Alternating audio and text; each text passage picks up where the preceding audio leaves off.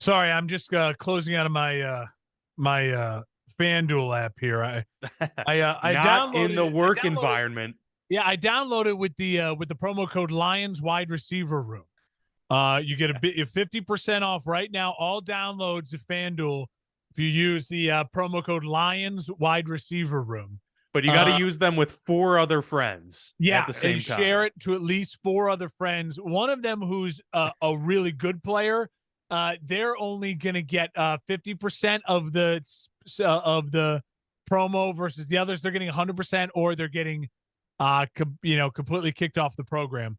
And so it all it just kind of depends on the level of you versus your friend and how important you are or your friend is. Um, it's funny. I had a friend ask me about that.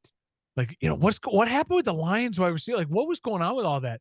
And I basically said, all you need to know is the people who got caught. Only one of them is a really quality player who's got a great upside, and he's the one who only got a 6-game suspension. So really not the biggest deal in the world. They weren't gambling on NFL football, to my knowledge. I think everything was like Well, college I and other think at stuff. least Jameson wasn't. And I think Yeah. that's why he got a lesser. They were saying that he got a lesser suspension because he just gambled in the environment that he Yeah. wasn't supposed to do it, while the others were directly going against the rules of like what they were allowed to bet on and things Yeah. like that. So, Dan Campbell, you got to run a tighter ship than that, my friend. Everyone's well, dude, I mean, hey, this is what happens when I mean, you got to take the good with the bad. If you're the NFL, you had to acquiesce, for lack of a better term, to the gambling audience that is growing and growing in this country. And by doing so, you had partnerships, major deals with FanDuel, and different places had it with DraftKings or whatever. I mean, when it becomes a bigger part of your sport, you're going to have people within your sport, especially the younger ones, participating from time to time. And this is going to be probably an issue that's going to have to be way more, focused on by the league if they want to enforce these rules that they put in place. I don't even necessarily have a disagreement with the rules. I mean, to me, it makes a lot of sense. You shouldn't be able to bet on your own sport that you can clearly have some like insider knowledge on. Although I think for athletes, that would extend to athletes in other sports because these guys are friends with NBA players and oh yeah. baseball players ever. So I don't know how you would stop that. It can get a little silly of like the technicalities. Oh, you did it on your phone in the parking lot of an NFL facility, and that's against the rule. So that's a little silly. But altogether, this is going to be something that we're not seeing the last of for sure. And I will note my dynasty football team, I have Calvin Ridley and Jameson Williams on it. So now my team name is Gamblers Anonymous, and my profile picture is Calvin Ridley and Jameson Williams. I So love that.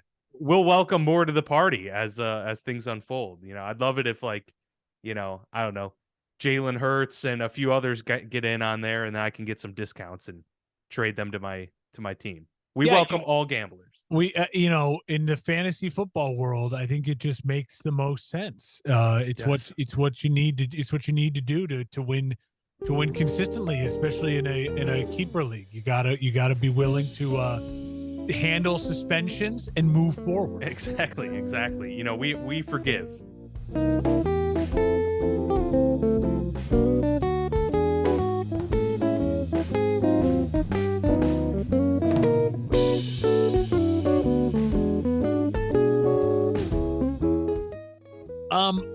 Dan, I'm really excited about this show today. We're changing it up from our past 2 draft shows, but I think this is for the best. We are like-minded when we do a lot of this stuff. When we do lists and things, we run into the fact that we run in the same general vein. There's only ever rare like legit disagreements.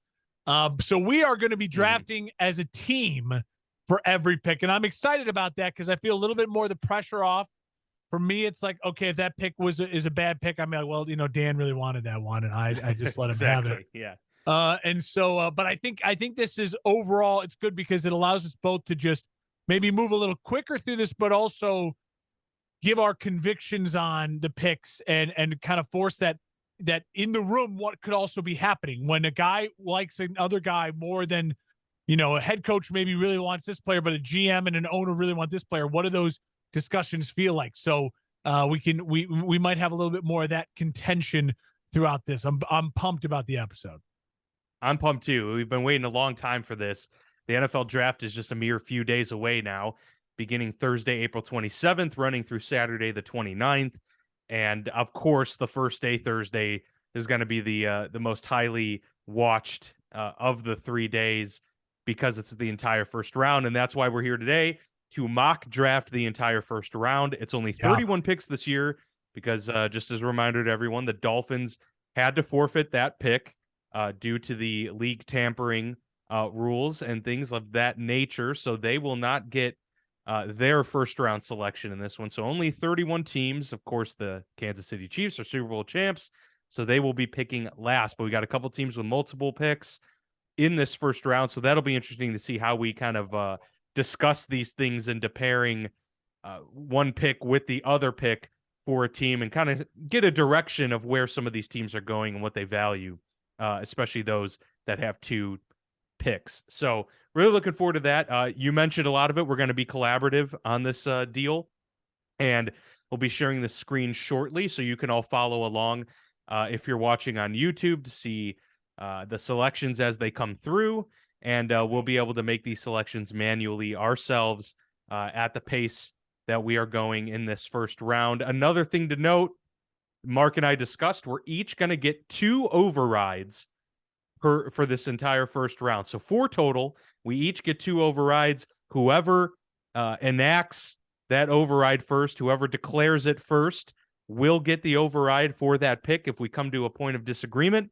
And then we will have to cede that selection to the other person. So there will be no double overrides. No double overrides. You can't override no triple stampies. Yeah. Whatever the quote from Dumb and Dumber is there. I love it. Fantastic. All right. Well, I'm pretty much ready to jump right into this thing. You good to go? Yeah, let's go for it. The Carolina Panthers are on the clock. The Carolina Panthers are on the clock. Sorry, folks. I did not bring my keyboard with me to do the cool sound effects. So you're just going to have to deal with maybe listening in your head, All right. The Carolina Panthers on the clock. We have the number 1 overall pick. You would definitely hear Roger Goodell walks out and you just hear boo, boo. Yeah, we got to get some boos in the background. You suck. And then him trying to, be cool about it. And like, there's the booze. Like, yeah, okay. Yeah. I love it. Let me hear it, Kansas City. I'm a robot. All right. I'm making $50 million a year. I don't care.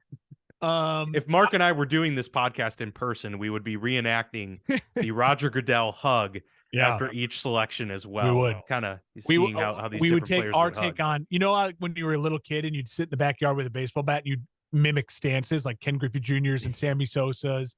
We would mimic how we think each guy's going to hug. Exactly.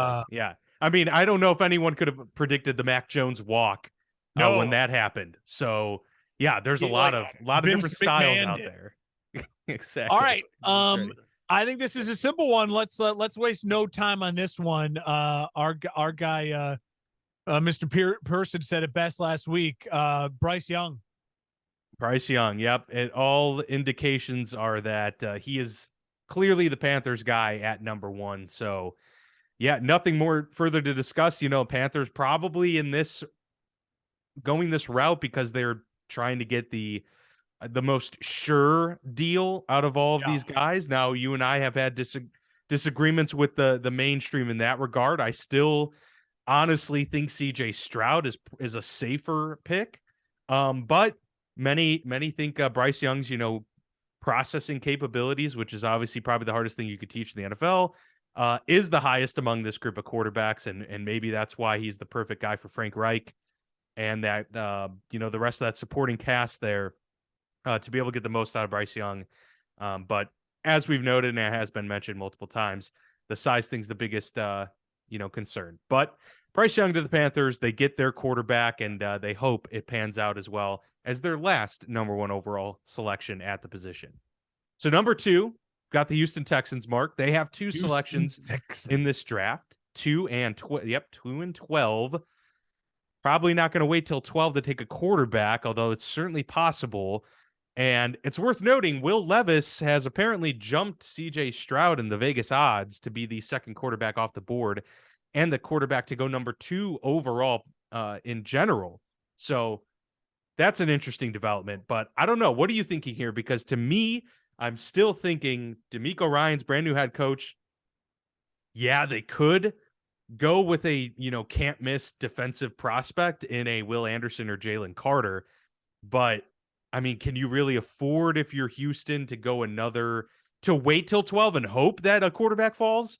Or can you afford to just not even take one at all? I don't know. I think you got to go CJ Stroud here, but I'm interested what your thought is on this. So my thought is the fact that the only reason I think you're hearing those rumblings about Houston maybe not going quarterback would that Houston just signed DeMeco Ryans to a 5-year deal. They're like really committed to him, and they may just say to themselves, we are comfortable being in this spot again next year, being in the 1 or 2 teams picked at the top of the draft. They have extra draft picks still even next year because of Cleveland.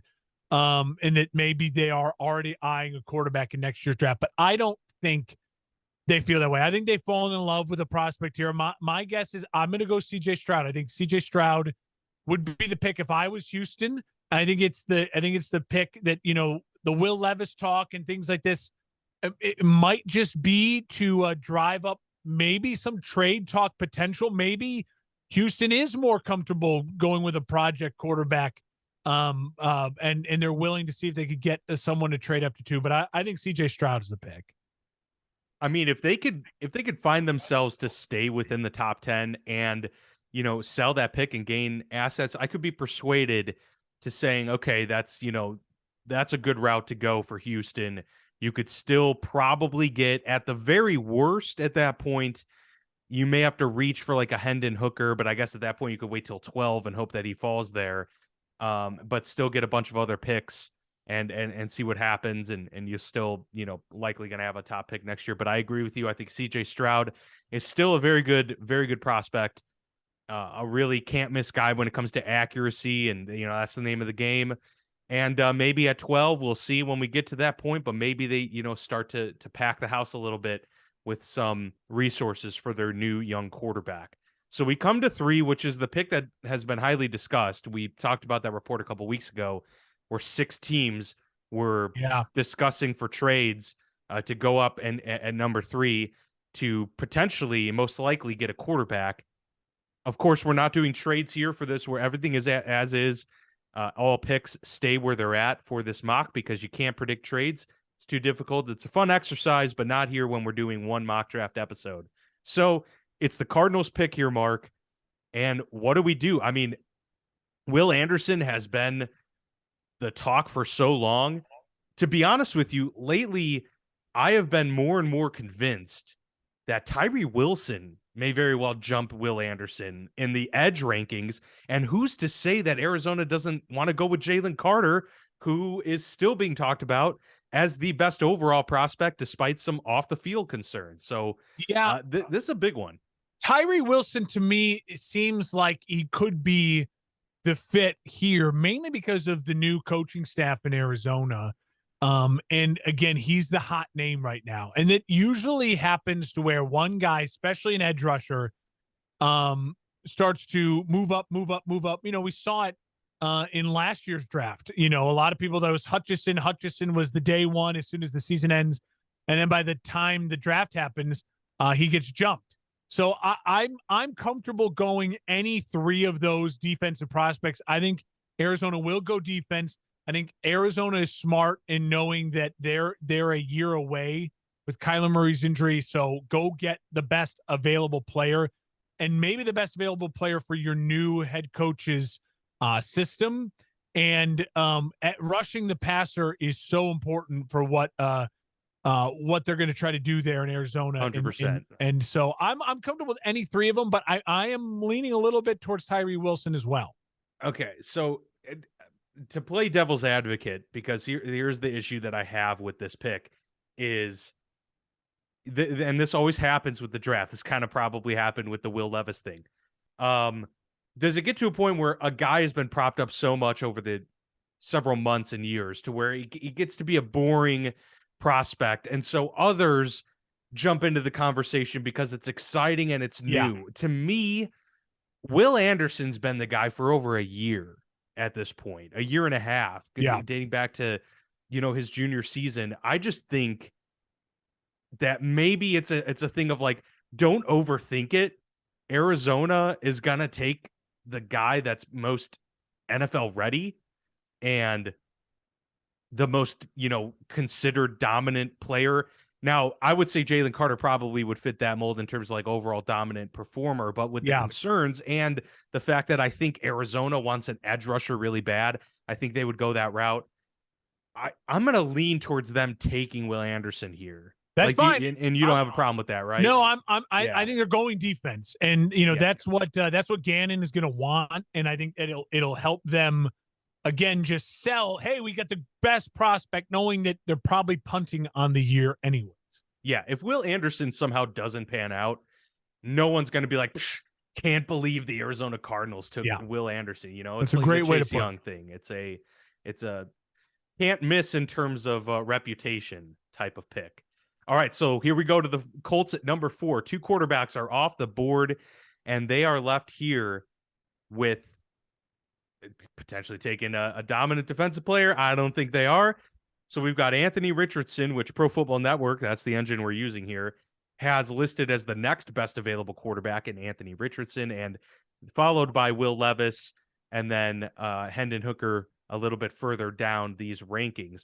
Do we think at 4 here they're for sure going a quarterback? Because, to me, you got to take a quarterback here if you're Indy. You just can't mess around anymore, right? You got to try and take a guy.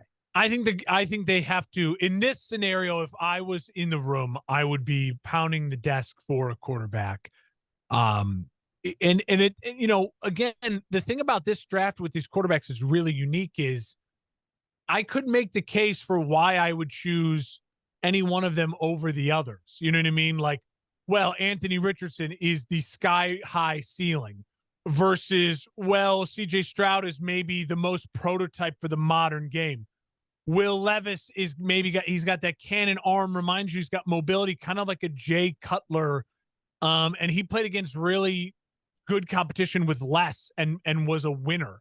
And then Bryce Young, he's got all the highlights in the world and is the Heisman Trophy guy, but he's small. So when we look back on this draft class a couple of years from now, it's not like the last big NFL draft class with like Trevor Lawrence and then everyone else had their, ups and downs and their shortcomings. This is every single one of them is in this melting pot, and you can all pick and choose. There's a reason why some people are still convinced Anthony Richardson could go number 1 overall. And now we're seeing Levis skyrocketing up in the betting odds as well. If I were the Colts, I look at this situation. You have a division that's pretty wide open. Your biggest rival in Houston, they just got themselves a rookie quarterback.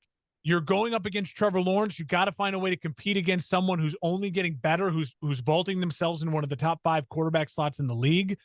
You got to keep up with the Joneses, and for those reasons, I would go Will Levis. I think Will Levis is a better projection for a day 1 starter. And you have an offensive coach from Philadelphia. Now, you might argue, well, he might want Anthony Richardson because he just did what he did with Jalen Hurts. But I think Will Levis is also really mobile, and you can run an offense with Will Levis being mobile, and still having the big arm and the accuracy and the leadership abilities that he's shown. I mean, his guys love him. He's good around the microphone. I would go Will Levis here if I was in. Yeah, we're in agreement on that one, and we've talked about it. Will Levis has kind of been our number 2 back-to-back quarterback prospect. So yeah, back-to-back Wills. That's probably never happened before. Now he's the guy, and yes, we could see them going Anthony Richardson as well, but it's certainly a quarterback, and they'll get a guy that I think would fit really well within that system. And there's not much pressure to come to Indy because outside of the fact that, yes, you're supposed to be the guy that works because they've had such a, disaster at the position since Andrew Luck, Yeah. there's also plenty of space there to work with. A dominant defense, a still very gettable division, and an elite run game with some young weapons as well, and Michael Pittman. So I think it's a good space for Will Levis to go to. And then we get to the Seattle Seahawks at number 5 here, who also could go quarterback, and maybe a less risky proposition for them because they have Geno Smith and can ride it out with him. In your opinion, do they go quarterback here, or No. are we talking Pete Carroll? He's a defensive guy. Yep. Jalen Carter staring you in the face. Tyree Wilson's still there. I mean, maybe you go a top defensive prospect to kind of retool that side of the ball. I'm a firm believer, no matter how this draft shakes out, Jalen Carter's not getting past 5. I think that Pete Carroll and the Seahawks, I think they would love the confidence in their program to help him, to take him in and protect him from himself and make him become a monster.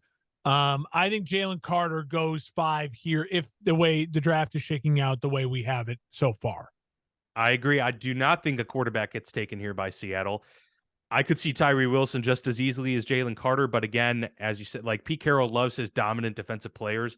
Talk about a guy that you could be considered getting at a steal at number 5, where he would go number 1 overall in many other drafts potentially, and an anchor for the defensive line, which is where it all starts. So Jalen Carter is going to the Seattle Seahawks at number 5. So we scroll it's really down. If you look at our top 5 so far, what we always talk about. Yeah, let's now, recap real quick. Right now, the most important thing in the NFL, right now, in the modern NFL, is having a quarterback and then having someone who can get after the other team's quarterback.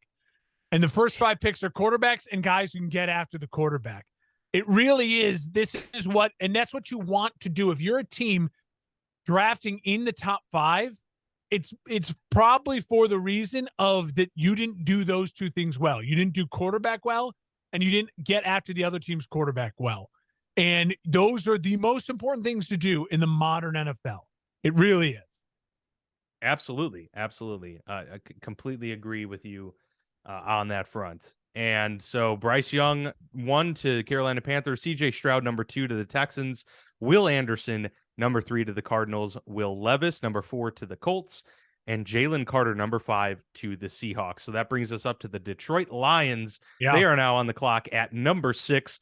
A juicy decision here for Detroit. Tyree Wilson, man, you have him and Aiden Hutchinson. Look out, opposing quarterbacks. But could go for the future here with Anthony Richardson. Could also go with the best corner still available on the board, Christian Gonzalez. There's offensive linemen. There's a lot of different ways I could go with here, Mark. Yeah, to me, I think it's obvious they want to add that complementary piece to Hutchinson, and I think Tyree Wilson to me would be the pick here. I think Detroit understands the moment they're in right now, where all of a sudden they have rebuilt really solid and quickly, and the rest of the NFC is kind of toppled around them, and they have this kind of opening. And Hutchinson had a disappointing start to the year, but actually came on late and played well in the final 5-6 games down the stretch. And I think all of a sudden, if you give him someone like Tyree Wilson on the other side of him, that line now for Detroit just becomes really, really menacing and a handful. So I would go Tyree Wilson. I struggle with that only because I know that they like James Houston on the other side, and that they do. So it's like, could they? I mean, he's a dominant player. Tyree Wilson is, so it's hard to pass up on dominant players. I really struggle with. I think they would go defensive back in this round. Take Christian Gonzalez, a can't miss. I'm going to use my override. I'm going to use my override to lock in this pick with Christian Gonzalez, because I'll trust you. They lost Darius Slay a few years ago. I think that would hurt them, and they're gonna. They just traded Okudah. They just traded Okudah. Exactly right. I think Christian Gonzalez steps in day one and is maybe not Sauce Gardner level right off the bat, but pretty close. So I'm using Yeah, I my mean, listen, override. in the NFC, you're going to have to deal with in the North alone.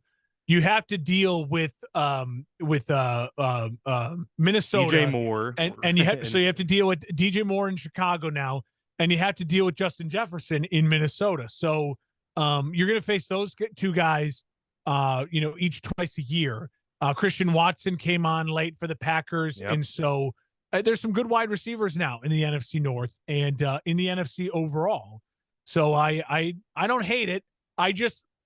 I think Dan Campbell, I think trenches, and they had such bad luck with Jeff Okudah just having to trade him. I think there's a little bit of that like trigger warning. I think for Lions fans and a first round cornerback because they just went through it and then they just traded him for a 5th rounder. That's true. So I don't blame you. It's a position of need, but it is you have one override left, and I feel good about that. That's right. Well, we get to the Las Vegas Raiders here, and so Tyree Wilson's still there. Yeah. That would be super tempting for a team that, has Max Crosby, but other than that, who do they have on defense that you're like really stoked about? I mean, it's one guy, and he's not like a spring chicken either. Yeah. I would probably go Tyree Wilson at this point, but man, Anthony Richardson, like a fun prospect, right? That could learn right underneath Jimmy Garoppolo, or you could get, a great left tackle. There are options galore because the Las Vegas Raiders have several needs. Yeah, well, they do. Listen, I don't think they go quarterback. I really don't. I don't think that they will that they would turn to Richardson here. I think Jimmy Garoppolo was about getting him and helping McDaniels get like his system, get his guys, and kind of purge last year. Now it's a set and stabilize, and it wouldn't shock me if they were very in play for like a Max Duggan in round 2. You know what I mean? A later round quarterback prospect to bring in to have some depth, and you need someone behind Jimmy because he's injury prone. I struggle with them looking at Anthony Richardson as, he can learn under Jimmy. They're very different players. They're very different styles. So I would go, if I were the Raiders here and Tyree Wilson was still on the board, I would absolutely go with him. You have to go against Patrick Mahomes. You have to go against Justin Herbert. You got to go against Russell Wilson. You've got to get after the quarterback and help Max Crosby instead of him taking on double teams every bleeping day. Tyree Wilson's the pick. No disagreement for me on that one. We get to the Falcons here at number 8. Atlanta on the clock.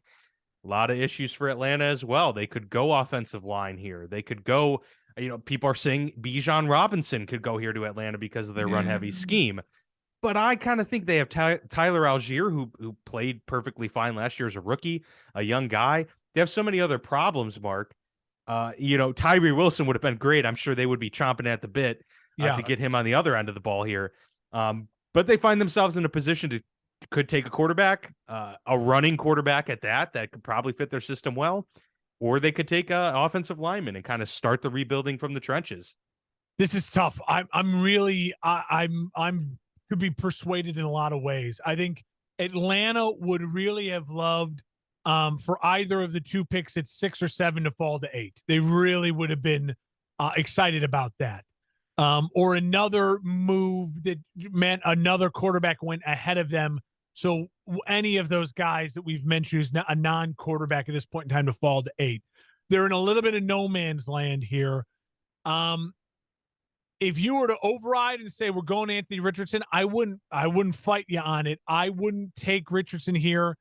I think they are. I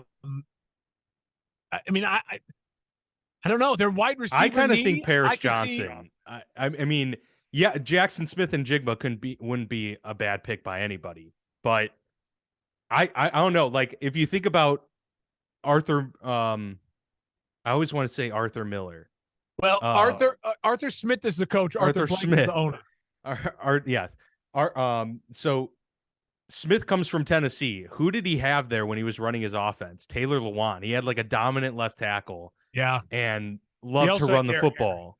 He also had Derrick Henry. He had a phenomenal. That's a big part of it. But I just think like a guy who loves a run heavy scheme really is all about the offensive line. Yeah. And when you can still get the top offensive tackle on the board, who's also a mauler, in Paris Johnson, that's where I would be leaning. What do you think about that?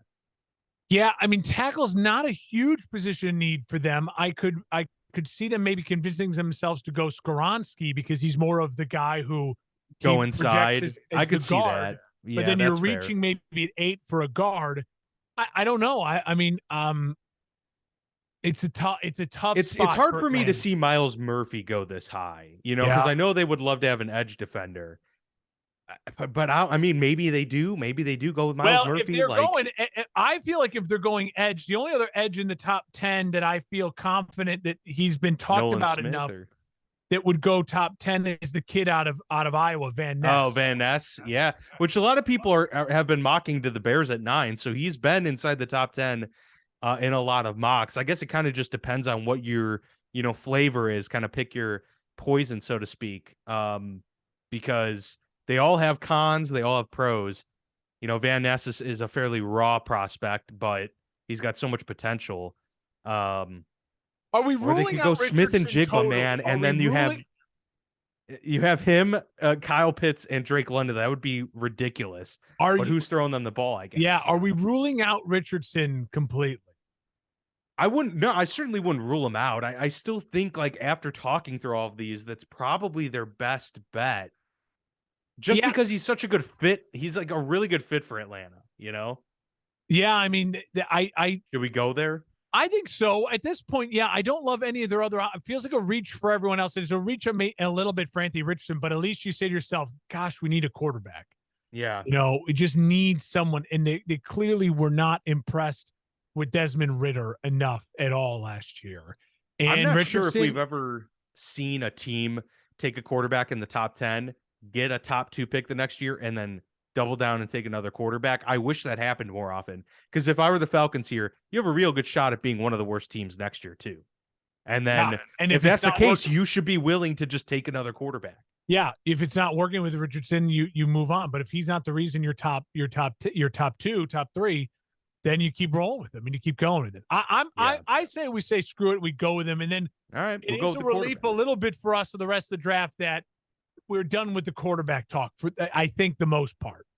Yeah, I agreed. 4 in the top 8, and then it's edge rushers, and then 1 corner so far in the top 8. So we get to your Chicago Bears. What if I used my override on this one just to piss you off? Well, I could do that. I'm going to hope you don't do that because I think the obvious pick is to me Paris Johnson. Yeah, I they think need listen, I think the Bears would be very happy at this point in time with Skoronski, Johnson. I think Smith and Jigba. I think an edge rusher. I'm not. I'm. Those are all names I'd be confident with. But I think getting Paris Johnson Jr., Ohio State kid, pairing him up with your Ohio State quarterback, and then all of a sudden you have 2 really solid tackles. I don't care if he plays right or left, and then you then work over towards the interior of the offensive line in the later rounds, or you can then move in offensive linemen. It just adding a piece like that would be huge for the Chicago Bears team. They need offensive line help really bad. I mean, you can make the case for Skoronski for the same reasons of, played in their backyard. They got to know the guy, his position. Yeah, I wouldn't be versatility. upset about Skoronski at all. Yeah, but I'd Paris wanna move Johnson him is so inside. dominant and huge. He's the perfect guy to help protect Justin Fields long term, and then you don't have to worry now about the tackle position. I mean, if he doesn't work out, there's got some serious problems, but like you shouldn't have to worry now for quite a while, and you can focus entirely on the development of other parts of your offense and really defense after that, because they've done a good job with that offense so far. So Paris Johnson, it is number 9 to the Chicago Bears, first offensive lineman off the board. And we get to the Philadelphia Eagles, who are one of those teams. Override. Oh, you're overriding on Philly? I want to guarantee this pick. Bijan Robinson. Yeah. I would have agreed with you, but you wanted to use the override. I didn't want to risk it. I didn't want to risk it. I think that I think the Eagles look at this as a listen, they have 2 first-round picks. They have a ton of draft capital the rest of the draft. They don't have a ton of gigantic needs. And they just signed Jalen Hurts. The vibes are really good. And they lost offensive coordinator, they lost defensive coordinator, and I think they would look at this and just go, "You know what? In the first round, we feel like we were able to get the best offensive position player in the draft, and with a pick that was basically given to us." You know what I mean? Like that we had, you know what I mean? Like it's not our pick anyways, as I'm throwing my pen here. So I just wanted to lock that in and make the case if they don't do it, I wouldn't blame him, because taking a running back that high is what it is. But it's tough. Yeah. I think this would be such a feel-good offseason win for Philly, coming off a Super Bowl loss. They've done a good job of handling all the losses in the organization, a couple key pieces. And you say to yourself, we are going to make sure Jalen Hurts has guys around him so he's not carrying the load as much. You know, you can sell this as we want Jalen to be running a little less third and shorts for Jalen, more third and shorts for Bijan Robinson. He's a stud. He's a really great player, and you're not taking him in the top 5. So I think it's a little different. You know, this isn't getting why am I blanking on his name? Saquon Barkley. Yeah. You're not taking him, 5 or number 2 overall. You're taking him at 10. I'm comfortable with this. I'm totally comfortable with it too. I mean, we're talking about a team that ran the ball a monstrous amount last year. They're not going to backpedal too much off of that. And he's such a good fit for really any system, but when you put him in Philly behind that offensive line with that quarterback, and so much attention needs to be paid to AJ Brown and Devonta Smith and Dallas Goedert and Jalen Hurts, Bijan could have a field day in this offense. So yeah, if you have him for a few years, capitalize on this window to win a Super Bowl, then it absolutely works. You're not going to be up at night sweating this pick too much. At number 11, we get the Tennessee Titans, who are in a precarious position because they're in kind of quarterback purgatory right now. But there's not many good options for them at this point. Broderick Jones is staring you right there. Peter Skoronski is right there. You need offensive line help, particularly at tackle. Could go Darnell Wright as well. I feel they've got to go that route unless we think that they just say, well, we got rid of AJ Brown. We need Jackson Smith and Jigba here to get the best wide receiver. That's the only thing I could see them pivoting from. What's his name out of Tennessee performed really well for them late in the season, and he didn't have a lot of Hendon Hooker. That's the quarterback. No, the wide receiver they drafted last year, Jalen Hyatt. You're talking the rookie wide receiver for Tennessee last year. Look him up, and I will make. No, I know who you're talking about. He ended up having a good season. He had an okay season in replace of AJ Brown, and he was missing Tannehill for a portion of that season. Treylon Burks. There it is. Yeah. Was it out of Tennessee? Was I right there? I didn't. I just typed in Titans wide receiver depth chart. I didn't see, but to me, I think he went to Ole Miss actually. One is SEC school. To me, it's a 3-horse race at this spot. Broderick Jones, Skoronski, or Smith and Jigba. I think Arkansas. He went to Arkansas. I knew it was SEC, but Arkansas. Either way, I think it's that the Titans realize, hey, we're best when we run through Derrick Henry. We got to protect our offensive line, but also if we want to just add another weapon, I think that would be really, really helpful in filling the void that AJ Brown has left. So to me, Smith and Jigba, Jones or Skoronski, I'm happy either way. If I'm a Titans fan, I feel like if you go the Smith and Jigba route,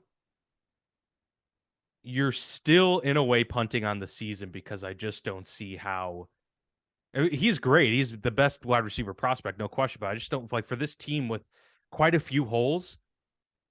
I think you got to go offensive line. The question is, do we value versatility here in a Skoronski, Or do we want to go with Broderick Jones, who's much more pure tackle, Well, protect the blind with side? Taylor Lewan gone, I think that you lean towards Broderick Jones, but I think but I think that if I'm Mike Vrabel, Skronsky seems more like a Mike Vrabel guy, intelligent, It does. versatile, and so I would lean that he maybe gets his way and they go Skronsky. All right. I'm good with that. Skronsky it is. Peter Skronsky off the board at number 11 to the Tennessee Titans. So we come back now, circling back to our first of the two picks. That's the Houston Texans here at number 12. They took C.J. Stroud and they take Broderick Jones. No, or Smith and Jigba, of course. Jigba, Yeah, you got to. yeah, come on. You got to take Smith and Jigba. I will say though, like it wouldn't be if a Paris Johnson was still here or something like that. Yeah, that would be hard. Be pretty tempted to I know you got Laramie Tunsil and stuff, but you can move guys around. You want guys at the 2 tackle spots, but yes, Jackson Smith and Jigba finally get a dominant wide receiver back to the Houston Texans, and you pair the rookie quarterback with his receiver that they've dominated together with. It makes way too much sense here. To me, this is best case scenario for the Houston Texans draft. Yeah. I mean, this is you. If you're Houston right now, you're looking at this and you are smiling ear to ear. Everyone's talking about you tomorrow on Get Up, on the Herd. I mean, you are talking about Houston they did the pairing up the college teammates like Cincinnati did. Now Cincinnati did a draft apart, but these two guys who know each other so well to help Houston right this ship right away and make your rookie quarterback feel really comfortable. 100%. We get to 13 now with the New York Jets. This is an easy one for me. Broderick Jones. I mean, they need tackle help. They need offensive line help. Listen, they need some pieces on the interior of that defensive line as well. But I think that Broderick Jones protecting Aaron Rodgers is a good thing.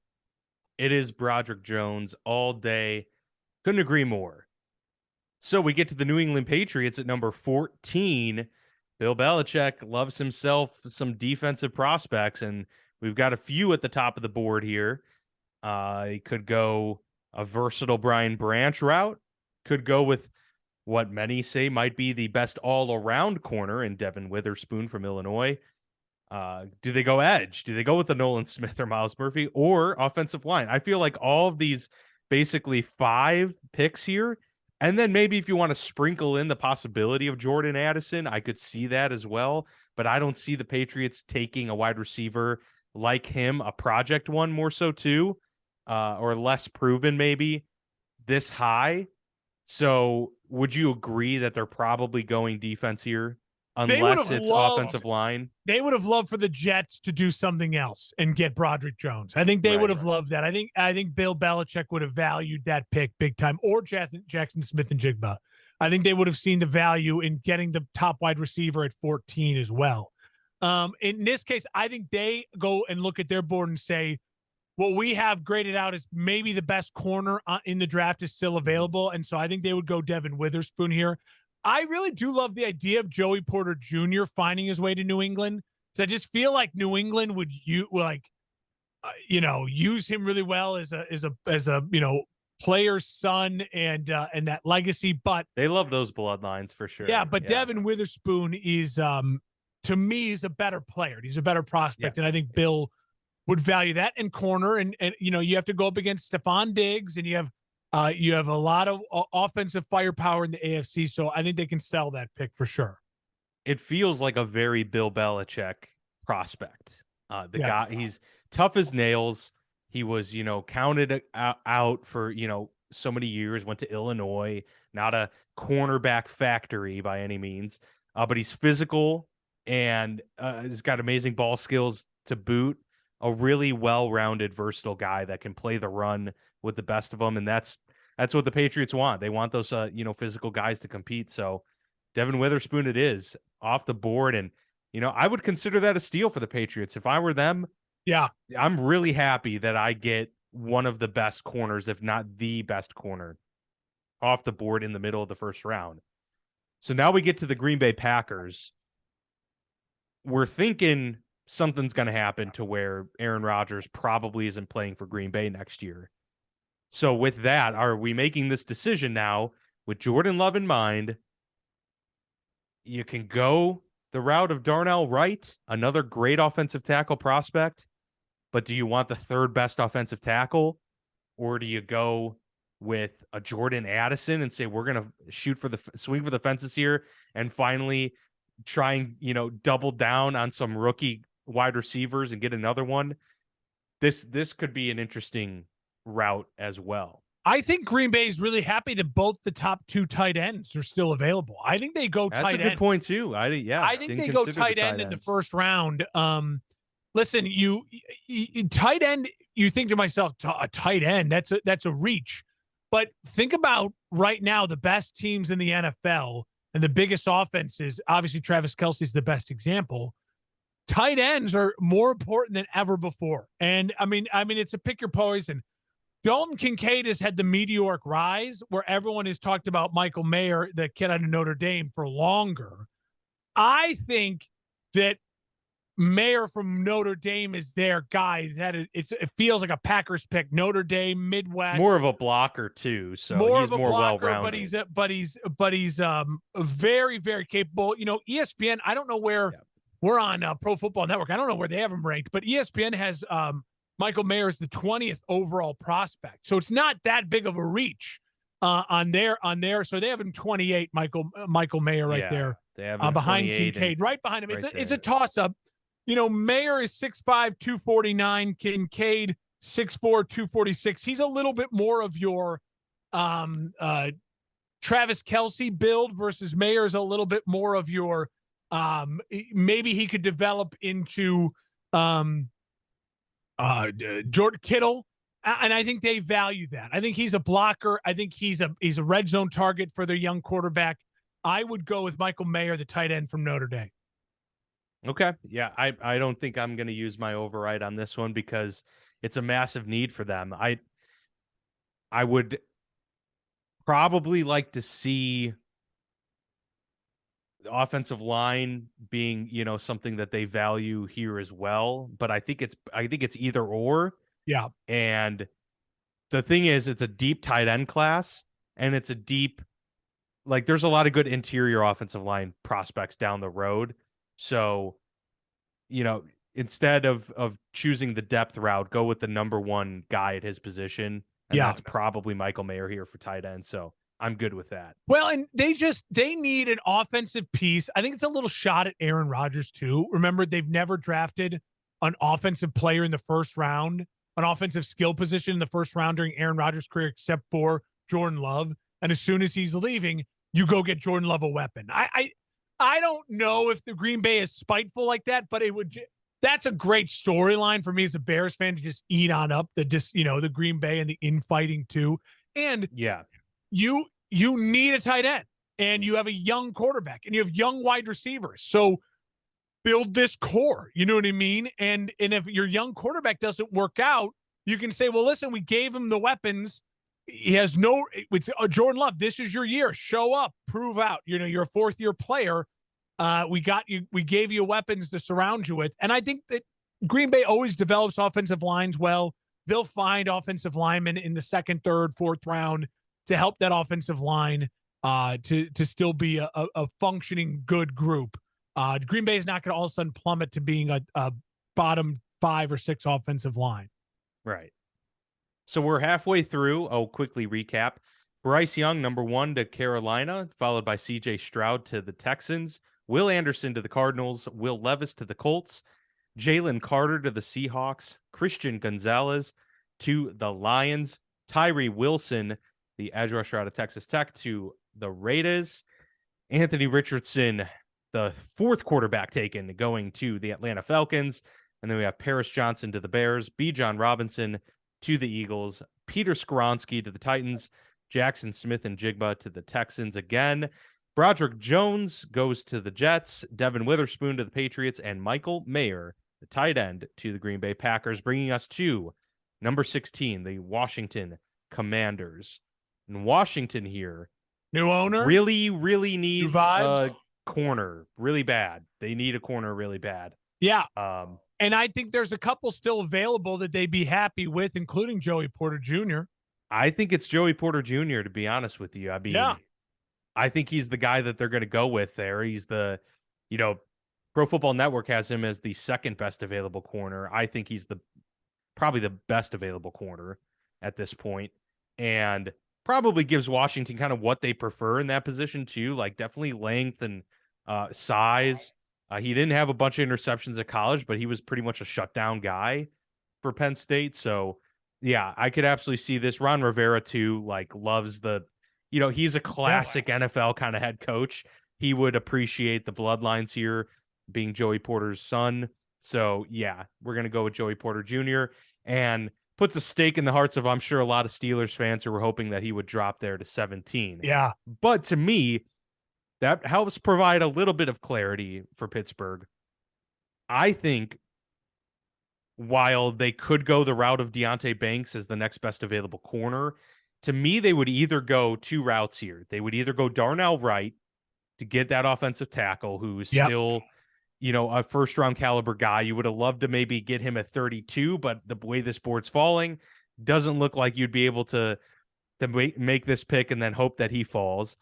The depth at corner in this class gives you a little bit more leeway to say we can get a guy at 32 or somewhere in the second round. So I would probably go Darnell Wright, but I could understand them going a Brian Branch route because that guy can play nickel and safety, and they kind of have a need at both. So he would fill two needs almost, whereas Wright gives you that, solid foundation on the line for Kenny Pickett. Yeah, I think I'm with you. I would go offensive tackle here. I think it's their biggest need. And hey, saying to yourself, hey, we got the third best tackle at 17, that's not the worst thing in the world. Right, yeah. And it is it's a position of need. And Pittsburgh at 32 has a lot of available options still that they're going to be able to fill a need. I mean, it's basically a first round pick as well. So they're going to be able to walk out of the first round if they get a tackle and then another back end safety, corner help. They'll be pretty excited. I would be if I was a Steelers fan. If Joey Porter Jr. was available here, would you'd you have still to go Darnell Wright? Yeah, I know you have to take him. You literally grease up the polls in Pittsburgh. It'd be turned into Philadelphia overnight. Like people would be riding on the streets. And I hope it happens. Like, trust me, I hope he falls in that way. But I just felt like Washington, if he's available for Washington, they're going to want to get that guy. They're going to want to get a guy like that. Yeah. But I would love to see Joey Porter Jr. in the black and gold. But I will say, if Joey Porter was there for Pittsburgh, but also Paris Johnson, I think they're taking Paris Johnson. Broderick Jones, I think they're taking Broderick Jones. I think the Darnell Wright versus Joey Porter Jr., that's where it gets a little bit like, okay, I think you're going Joey at that point. But it could be close. So the Lions back here ready to pick their second selection in the first round at number 18. And just as a reminder, with their number one pick, they went corner with Christian Gonzalez, the all consensus number one corner in this class. And Mark, they still could go defensive end here with about four quality options in the first round. And, that'd be hard to pass up. Yeah, if I were them, I would look at the edge rusher out of Iowa, Lucas Van Ness. I think seems like a Dan Campbell dude. He's a Dan Campbell guy. He matches well up on the outside with Hutchison, and again, you address a position of need. And I would have gotten, if I'd had it my way, they would have gotten Tyree out of Texas Tech earlier, but I think they get an edge rusher here, and they go defense with the first two picks, which is, I think, really, really needed for Detroit. If they can leave the first round with two defensive starters who are going to produce for them, then I think Detroit had a heck of a draft. For sure. Totally agree there. All right, so we're at 19 with the Tampa Bay Buccaneers. Tampa's an interesting team. They have certainly needs that, obviously quarterback, it's going to be a fun room this year, I guess. Baker and That is for sure. what's his name out of Florida, Kyle Trask. But they are looking. Trust me, I think that if they see the fact that you have some edge rushers still available, I think they'd be happy. The kid out of Clemson makes sense here, in my opinion. Defensive head coach. I think that the defensive tackle out of Pitt makes a lot of sense here. Can't see they're at he's What about tight end? Would you consider tight like they've been pretty vanilla at the position for a while? True, yeah. I mean, I'd be comfortable with that. They could use a tight end. What's his name out of Utah is available still. So I would be comfortable. Kincaid's like just staring at me right now, and I'm like, shoot, that seems like a tempting pick for Tampa. But they're a team that could go so many different routes as well, right? They do have a lot of needs, as they are an aging team across the board. So I wouldn't be upset if you said, yeah, we want to go Brian Brzee instead, or a Miles Murphy. But I don't know. It just seems like maybe Tampa feels, oh, we think that the best tight end is on the board still, and he's an electric playmaker, and we're going to need someone like that. Yeah, for our next phase. You have aging weapons on the outside. I'd be okay with that. I'd be very comfortable with Dalton Kincaid here. I think it'd make things interesting to see kind of how this would fall if that were the way it goes. So you want to go with that? Yeah, because I think there are a couple teams coming up that would be really happy with Kincaid falling to them. So him going here, I think, would be a shot. Yeah. That makes it difficult, certainly for like the Chargers and stuff. So we're at the Seahawks here at 20, and they've already gone with the defensive route with Jalen Carter being their number 5 overall pick. Yeah. So they have a defensive lineman that's dominant there. They could go back, double down on the defensive side of the ball. Yeah, Miles Murphy. They could go for Miles Murphy. I mean, I certainly think that could be a pick. I could also see them maybe going wide receiver if they wanted to. I was just about to say, this is where our second wide receiver could come off the board. Now, Pro Football Network has Jordan Addison at 19 as the next best.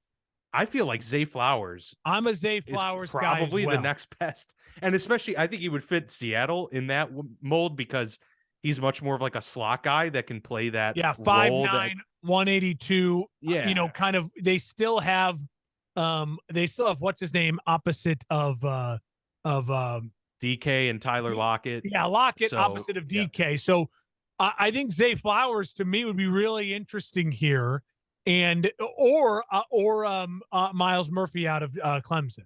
Right. Yep. And that's the tough one. I think maybe because they could rebuild their defensive line overnight then with Jalen Carter and Miles Murphy. Yeah. They're all of a sudden a really good defensive front. And man, that's an interesting one. If it were me, I would go Miles Murphy. All right, we'll go Miles Murphy. I could go either way. I think Miles Murphy is a perfectly fine choice here. We get to the Chargers. You get to walk away if you're Pete Carroll saying to yourself, we think we got one of the top 3 edge rushers, and we got the best defensive lineman, maybe the best player overall in the draft. Mm-hmm.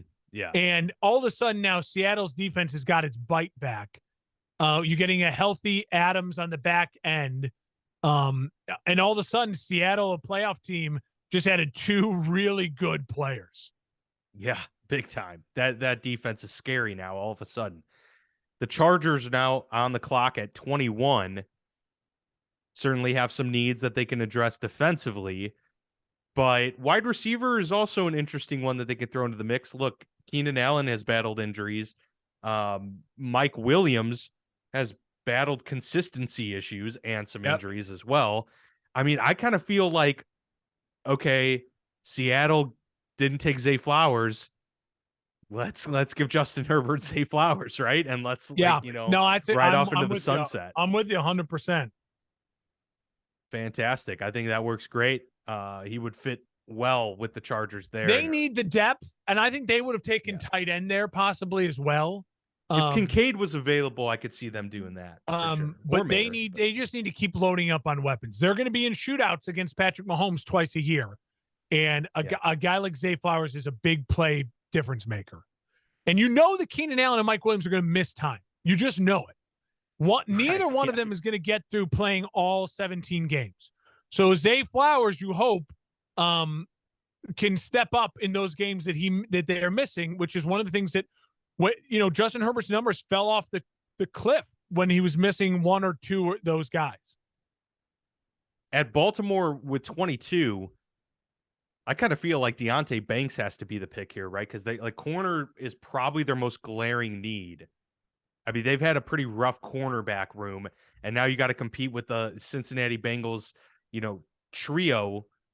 You got to, contend with the likes of George Pickens and now Allen Robinson, Deontay Johnson, Amari Cooper. They need to get a really good corner.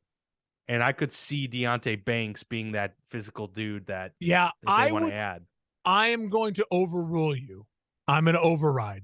And I think that the Baltimore Ravens select Jordan Addison, wide receiver, USC. Okay. I think they are sick and tired of hearing the talk about not having weapons. They went out and got OBJ. They're going to give him Jordan Addison. I think they would have loved Zay Flowers. I think they'd love Jackson Smith-Njigba for it to shake out that way. But I think I'm going to use my override here, and I think Baltimore sees a person on the board that some may argue is maybe a tiny reach, but at a position of real need for them to keep up with the Joneses, to be in the shootouts with Cincinnati, to be in the shootouts with Buffalo and with Kansas City, and to feel like they have a chance. OBJ, Jordan Addison, Lamar Jackson. Lamar, hey, come on, baby. we want you back. Let's sign this deal. We're loading up on weapons. We need you. They're going to go get a playmaker.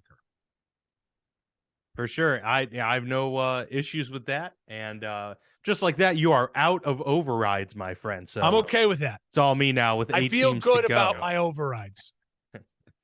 The Minnesota Vikings on the clock now at 23. What are you thinking here with Minnesota? I'm thinking it doesn't matter what they do because they're a cursed franchise, but this is true. They need some help on the back end of their defense. And I think if they're looking at the corners available, I really like Forbes out of Mississippi State. But I think that Branch is an option. Banks is a real option. And so I think they're going in the back end. That would be my 2 cents if I'm in the room. I lean Brian Branch here then, because I think they need safety help bad, but since he can play nickel as well, he'll give them he'll give them a lot of play to work with. There's plenty there for them to mold how they want. I say they go Brian Branch, the versatile safety, defensive back out of Alabama. So number 24 then are the Jacksonville Jaguars, who ascended late last season under year 2 of Trevor Lawrence. And now they have an opportunity here at 24 to either, continue adding to the wide receiver room or really beefing up that defensive line. I think they go with the latter. Nolan Smith or Deonte Banks, those are kind of the two I'm definitely feeling right now. Listen, although Kalijah Kancey really could be an interesting one there as well. Yeah, I think Smith makes sense. They pair him up with his Georgia brother, and they took number 1 overall last year. And they continue to say to themselves, we need to be able in the big games to put pressure on Joe Burrow, to put pressure on Patrick Mahomes, to make life easier for our offense. We don't have to be in these shootouts. So I like the Nolan Smith pick if I'm Jacksonville here. And you have the potential to make life miserable for some young quarterbacks in your division. Yes. So that could be a really intense thing. I think we're going to go with it. Nolan Smith there at 24 to the Jacksonville Jaguars. And so that brings us to the New York Giants, finally getting the Giants here, who rose up the draft board, down the draft board, I should say, because of their surprising play last year. Number 25 to the New York Jets with their money-making quarterback, Danny They're a Dimes. weird team that has a bunch of needs, in my opinion, even though they are down this low in the draft. I like the wide receiver.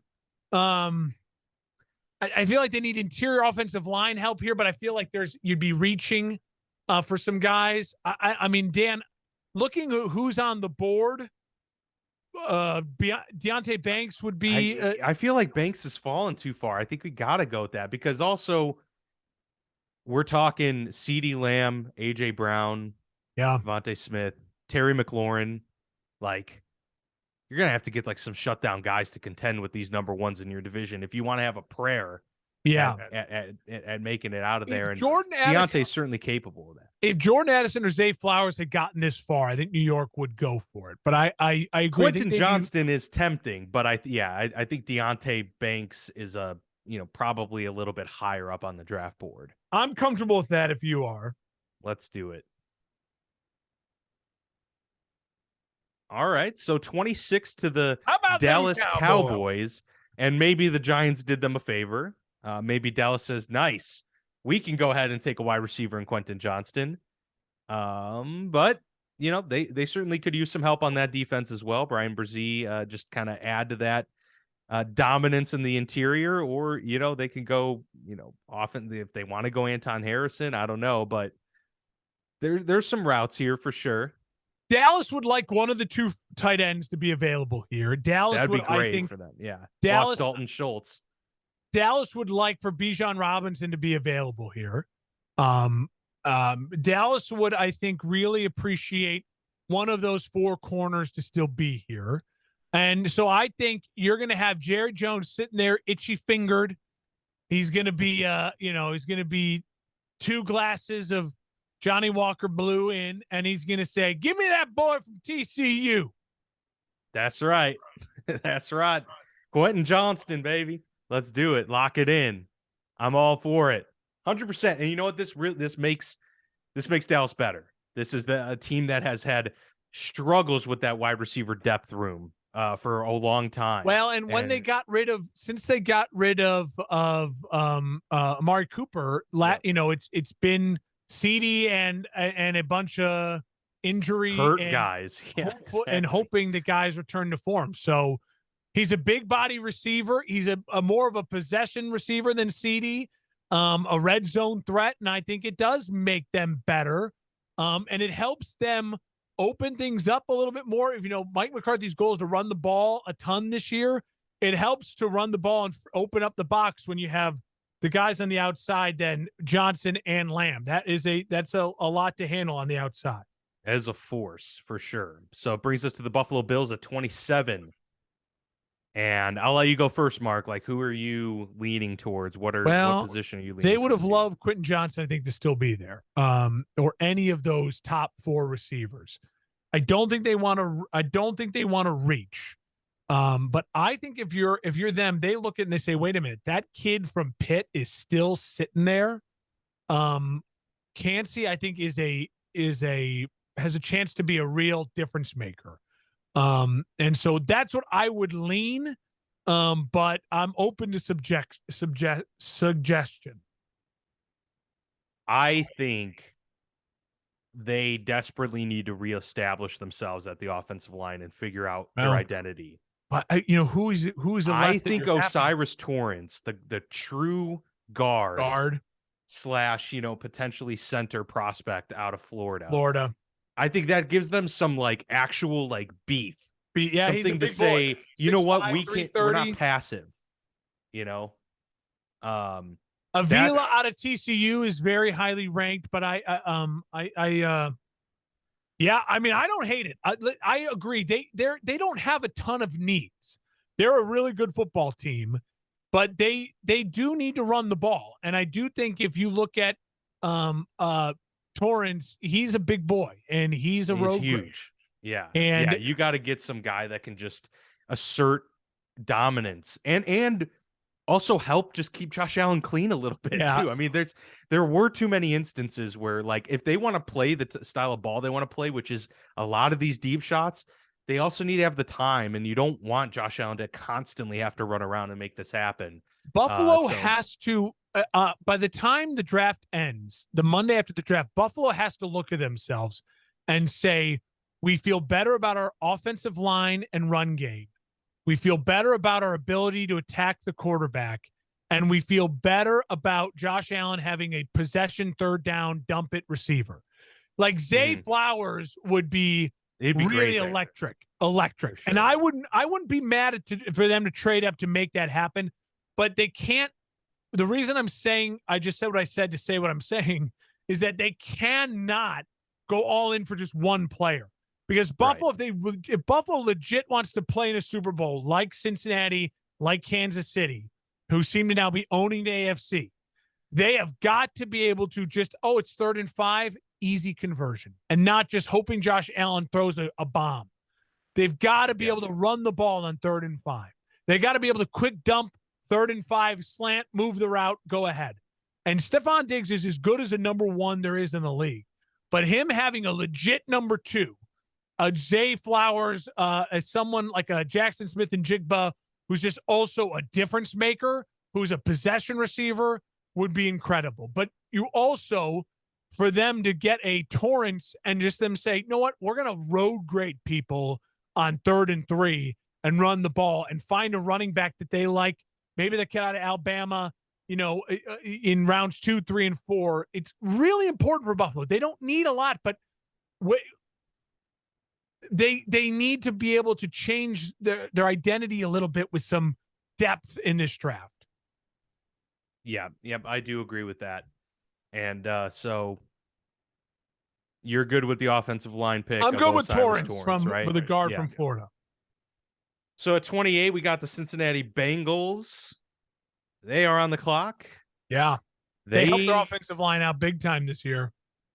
They sure did. So they're really in a situation where they can do a lot of great things with their options, as we see right here with defensive line, with corner. Do they want to go, the tackle route potentially? Maybe.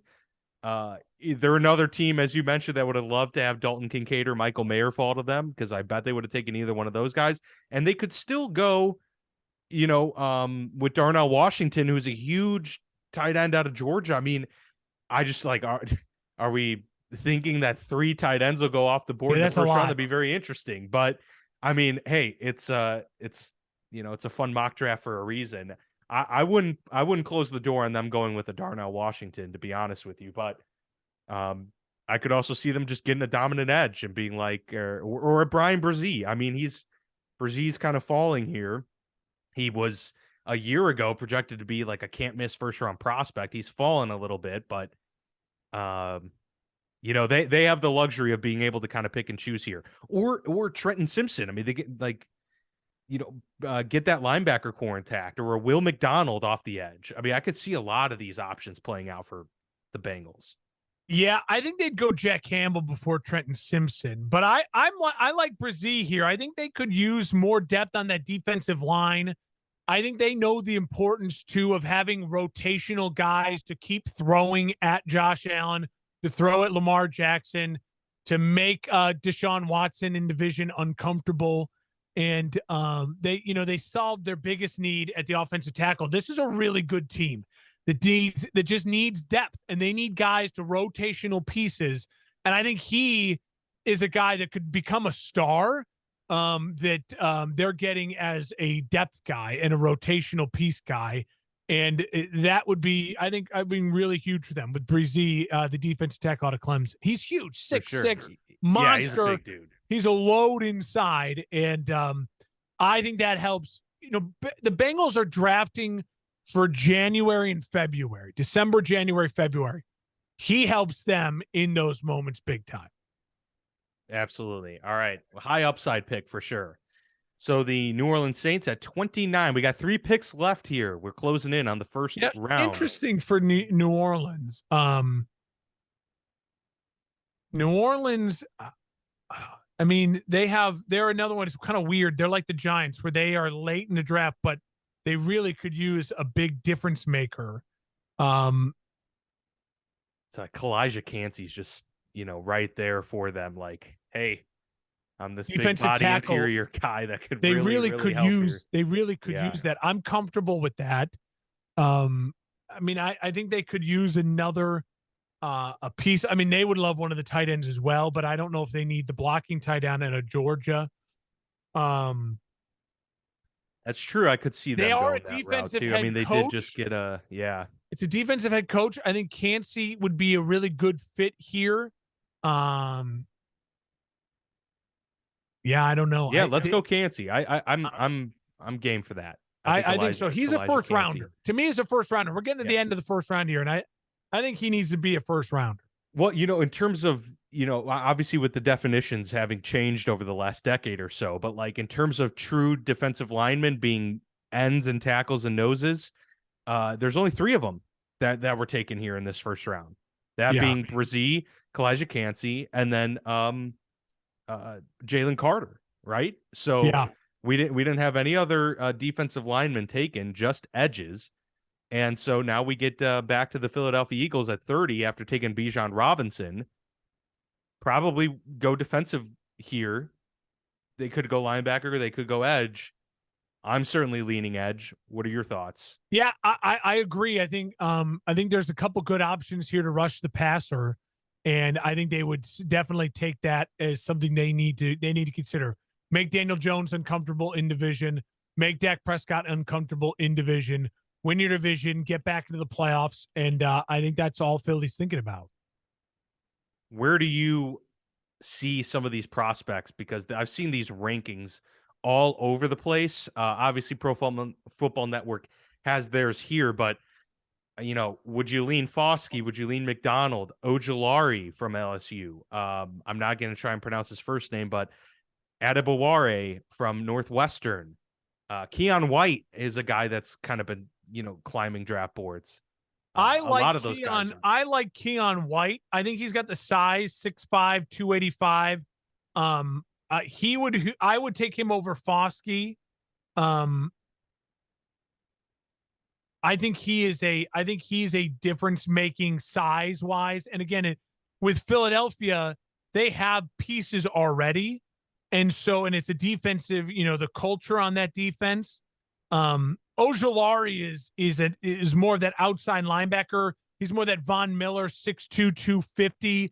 I don't know if that's what they need compared to that lineup, big physical presence on the inside.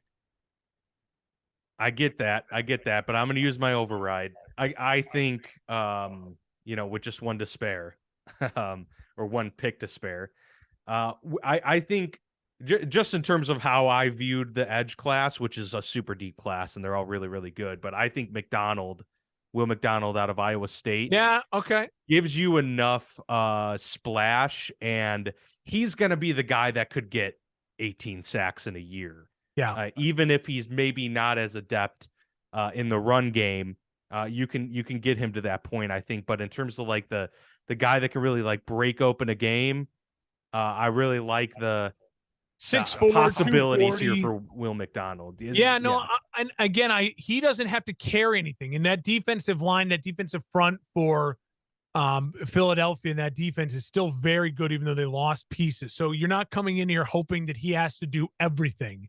Right. You're adding him to this already really good defensive line. And he's a little bit bigger than Ojulari. He's kind of that mid type. He can put, a hand in the dirt. He could step back out. I don't hate the pick at all. I think they would, if you're Philadelphia and you look and you say, we got a guy who can rush the passer and we got maybe the best offensive weapon in the draft, you'd have to leave that pretty happy. For sure. And so the question becomes at 31 at the end of the first round, do the Kansas City Chiefs go right back and take a edge rusher as well out of that grouping that we talked about? Or, do they go a different direction with a corner? There's still some good corners available here. They could try and go, Trenton Simpson or Jack Campbell at linebacker. Might be a little bit, high to take any of those guys.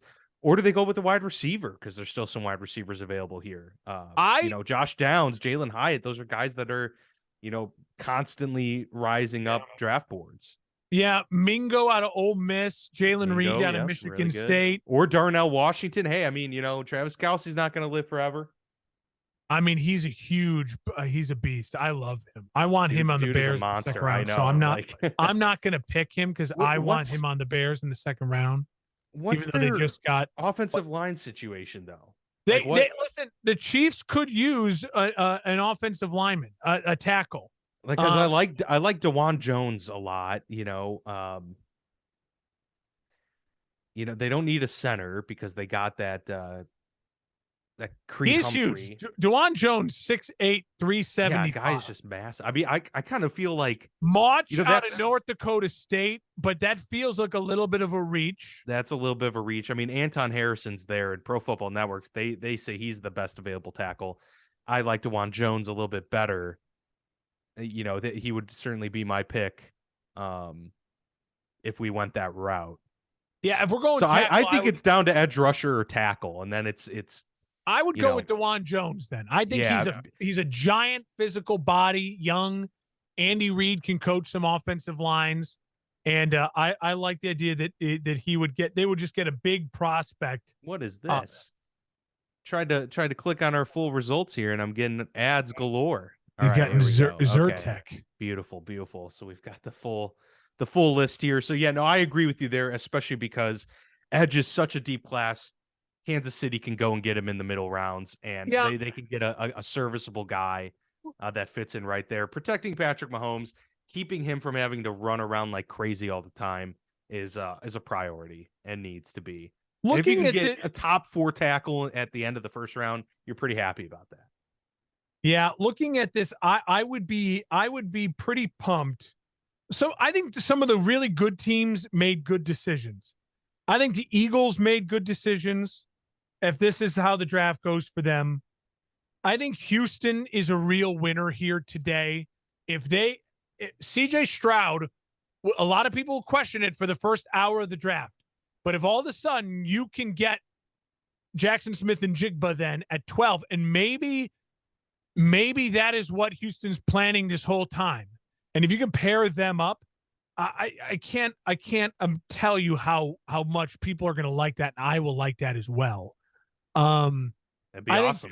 I think Tennessee is the right pick. I like that one. I don't love Anthony Richardson at 8, and I could see him and Levis, falling into the teens, kind of like how Justin Fields and Mac Jones fell into the teens. I could see them falling into the teens, then a team trading back in or making a run to get them in reality. I also think there's going to be trades, so that always makes this more difficult. I think I feel bad for your Pittsburgh Steelers missing out on Joey Porter by a pick. That's all right. I feel good about my Bears getting the best tackle in the draft. Personally, I'm not as crazy about Joey Porter as a lot of other like Steel. Well, you're Steeler crazy Nation. For not being crazy about him. That just the name on the back, dude. You I got know. I get it, but it's just take honestly, the analyst off. I don't get super excited about any of these picks beyond the top 12 or 13 guys. Yeah. Like this draft, just speaking globally of this draft, it's not. They got great like depth guys. This is like a good draft to trade down because there's a lot of really good like second and third round dudes. Supposedly and apparently. I mean, obviously, I'm not a scout. If Seattle can end up with Jalen Carter and Miles Murphy, I mean, that'd be. I don't know if they would do it. Like, I know they'd take Jalen Carter at 5. I don't know if they would take Miles Murphy because I think they'd be like, oh, maybe offense. But if they could somehow pull that off, they would be. That would be a huge get for them. I mean, Seattle legitimately could really push to win the West next year.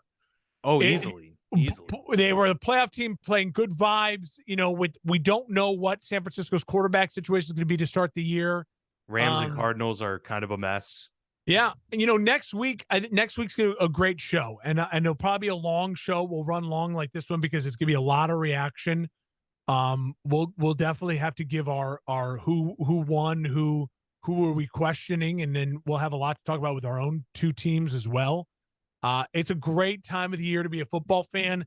Last thing I would ask you, Dan, is do you think we have news on Lamar, Aaron, and Trey Lance by this time next week as well? Are we talking draft only? Or are we also talking those three guys in new spots?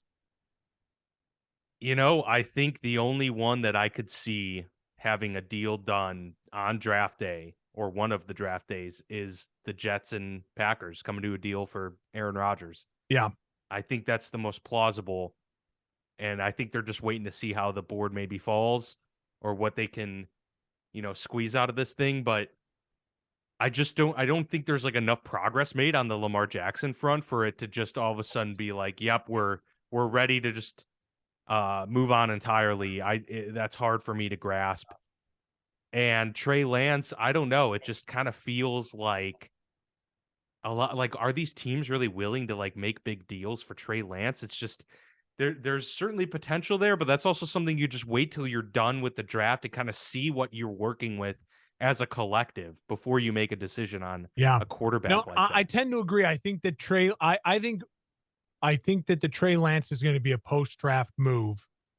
And I do think that the Aaron Rodgers move will get done in the midnight hour. It'll be a big story, and Aaron loves this limelight, and he'll be talked about all draft night.